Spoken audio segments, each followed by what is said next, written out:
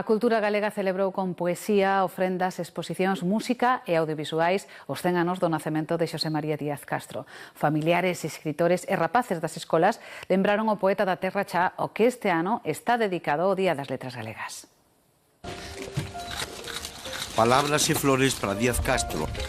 Galiza en min, meu Deus, pan que me deron. A Asociación de Escritores e Lingua Galega levou a cabo no Camposanto de San Xoán de Lagostelle, onde repousan os restos do poeta, unha ofrenda a un dos homes que máis influiu na poesía galega das últimas décadas.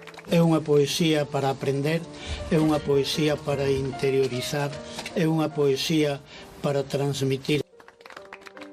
Os tres fillos do poeta asistiron aos actos. Residen no País Vasco. Achegámonos con dous deles, Maite e Íñigo, que había 25 anos que non a visitaba a casa natal do seu pai no Vilariño, un lugar propicio para as lembranzas. Pois mi padre era un hombre tranquilo, reflexivo, moi profundo, moi religioso, hondamente religioso e con mucho amor a su tierra. O centenario espertou tamén a memoria dos veciños da parroquia dos Vilares. Raúl Ríos, xubilado dos Altos Fornos de Euskadi, amante da poesía e escultor, pasou horas traballando neste busto do seu amigo. Na poesía de Díaz Castro está representada esta terra, está representada todo o ser desta terra.